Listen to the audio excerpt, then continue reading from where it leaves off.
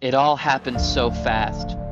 Meteors crashed down, homes turned to ash, kingdoms fell to their knees. The end of the world had started, and nothing seemed to stop it. Yet, as fast as it happened, it was over. Ash flew in the heavy wind, as did the embers from smoldering trees and houses. 75% of the population gone into oblivion. Almost the entire surface of the Earth practically having vanished, with the biggest crater being directly in the middle of the land. All was thought to be lost. The true beginning starts about 100 years after.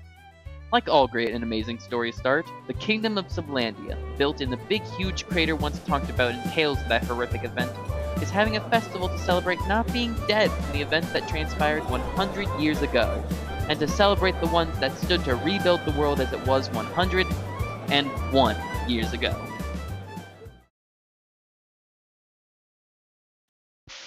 Alira, a blind tiefling, entered through the main gates, receiving wary glances from the guards, who find her familiar, but still someone to be cautious of. Nighawk, a Vulpin paladin, enters the town in a rather aggressive manner, glaring at all those around him, disgusted by their racial impurity. Dibby, seemingly a green tabaxi under multiple layers of garb, enters the kingdom through the gates, timid yet curious about the events going on around her.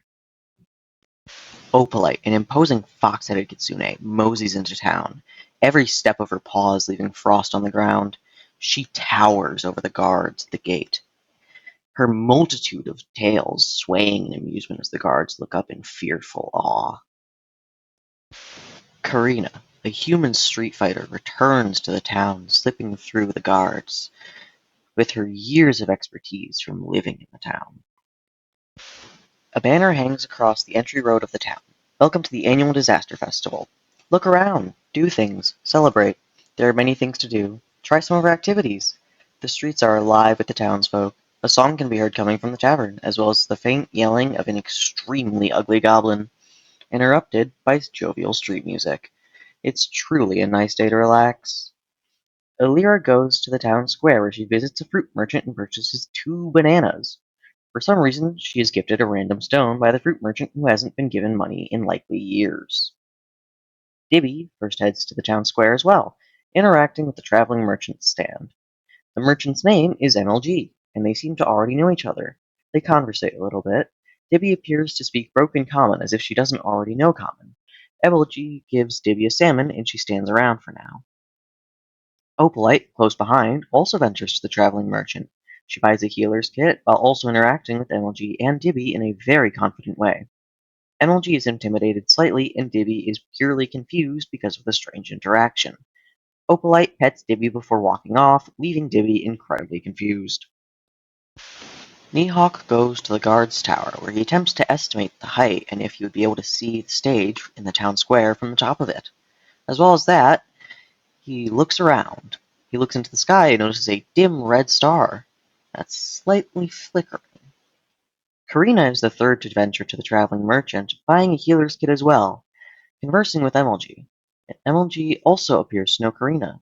It seems that Karina is very familiar with the city of Sublandia. Alira joins the club of Went to the Traveling Merchant, buying the bestiary as well as conversing with MLG and Dibby a little bit. Dibby proceeds to leave, going to the Wish's Tavern. She orders milk from the bar by the hands of Scrimbly, an extremely ugly and short goblin. He prepares a mean milk, though. Since the festival makes all the foods and drinks free, she takes in the scenery. Opalite, still following behind for some reason, also ventures to the tavern. Sitting next to Dibby, they start talking a little bit. Dibby's confused and slightly rattled by this giant fox with 9 tails that's over 7 feet tall following her. However, after some conversation, they create a bond. Nighawk ventures to the traveling merchant, thus being the last of the group to see him. Nighawk buys some rope from MLG while also trying to ascertain what species MLG is. He claims that he is human, though he looks more like a half-elf. Nighawk is skeptical and perhaps even slightly racist. He's very racist. He goes to walk away. Meanwhile, Karina had already left to check out some old red house. Looking inside, she doesn't find much, but we learn that she's squatted there before. She finds a note that says the house is being bought and she needs to squat elsewhere. As well as that, with a little digging, she finds a key in a broken mirror that she never noticed before. Unlocking the bedroom door that is previously locked, she finds a picture with a note on the back. The picture is of some young-looking blue tiefling.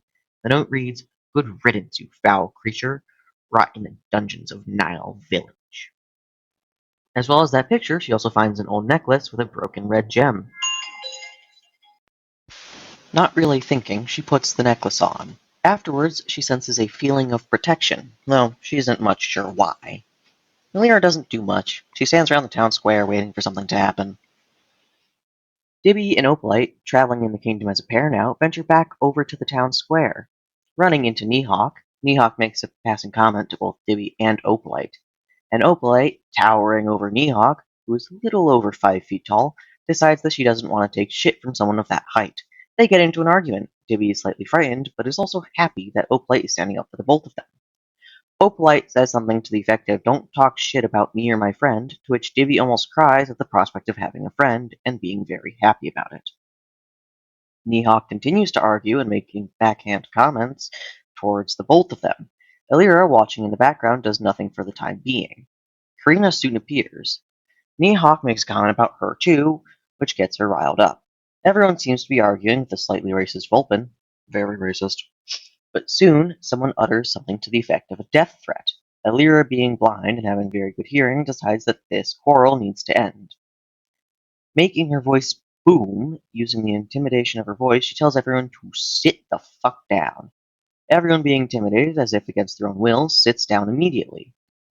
Elira leaves after that, leaving everyone stunned and confused. Afterwards, she goes to the gambling part of the kingdom. She plays one game that doesn't seem to have a name. She doesn't win, yet she doesn't lose.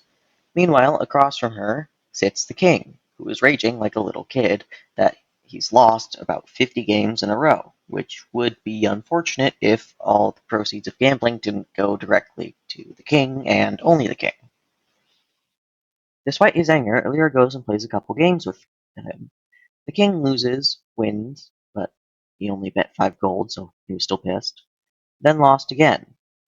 Elira won every single time. However, strangely, she bets not money, but crosses of some sort of faith. Elira seems to have an infinite amount of these crosses.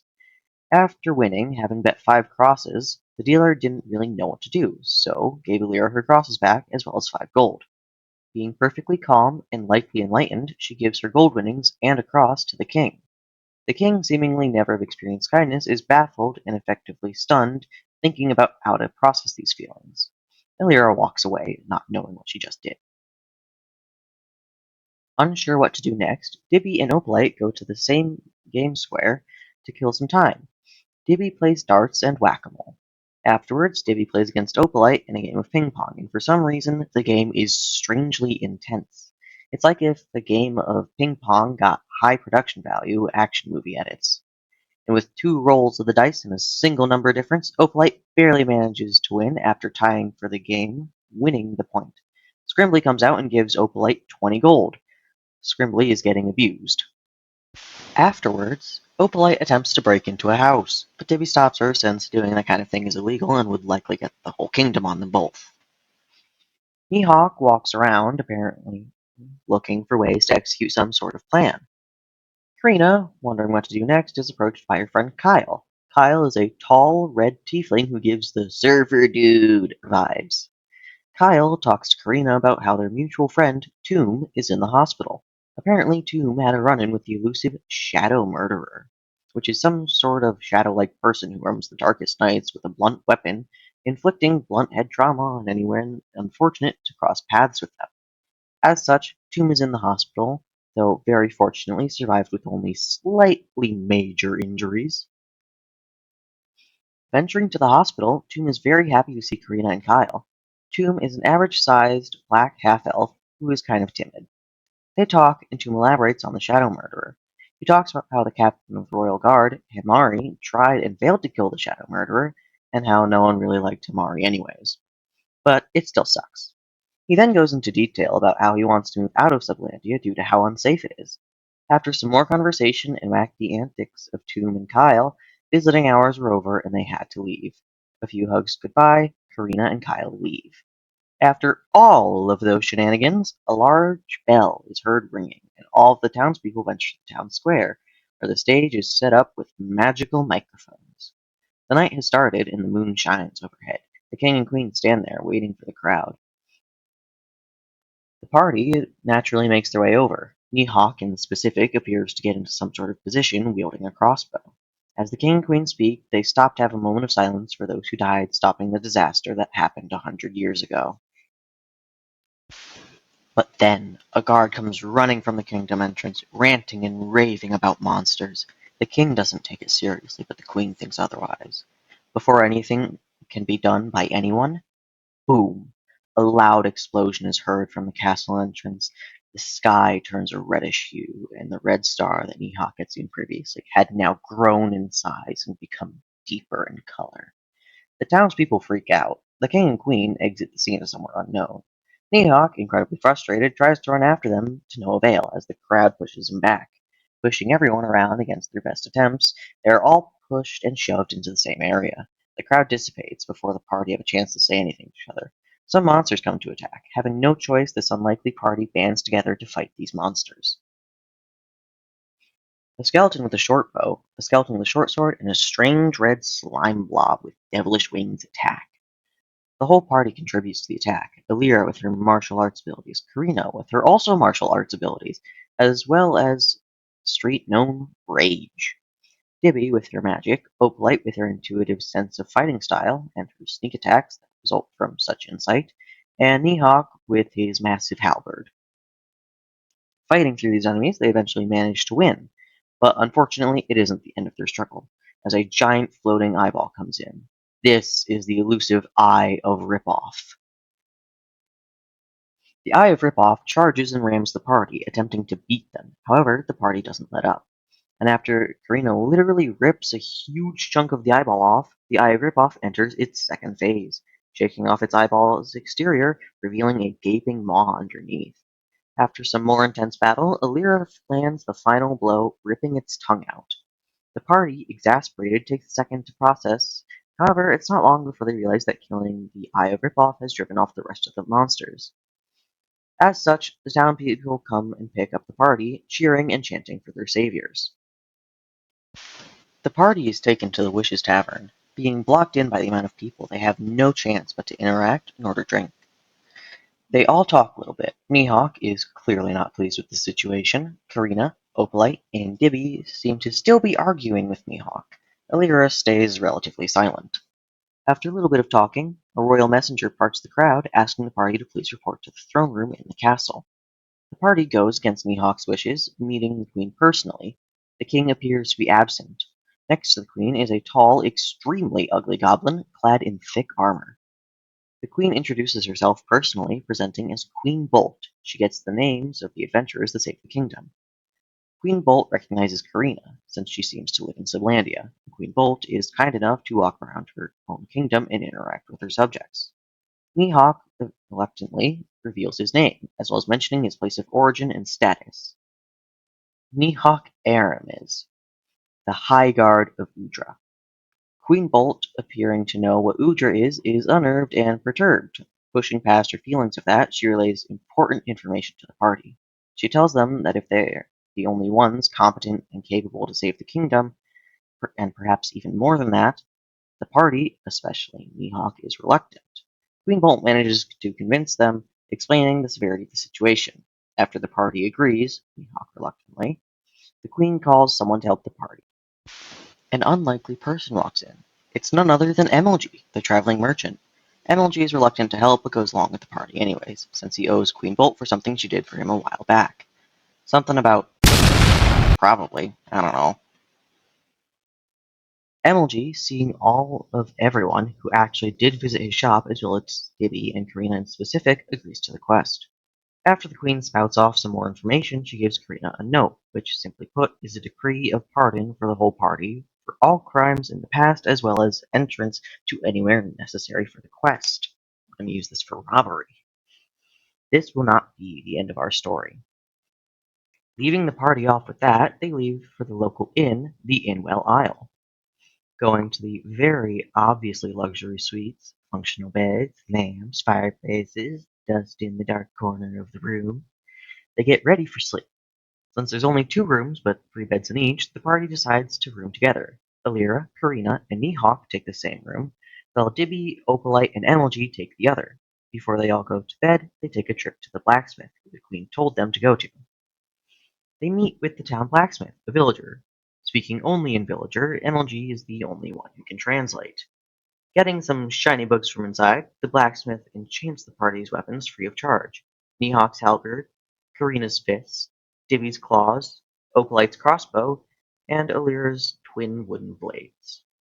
When asked what the books actually enchanted their weapons with, the villager responds with a unintelligible noise. MLG says, "He didn't actually say anything, he literally just went ah." I guess you'll just have to find out what your enchantments do yourself. After this, the party returns to the Inwell Isle, settling in for bed.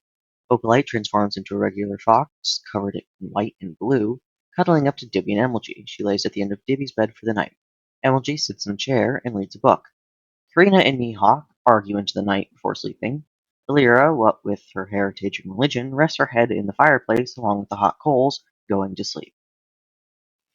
This marks the end of Chapter 1, The Emergence.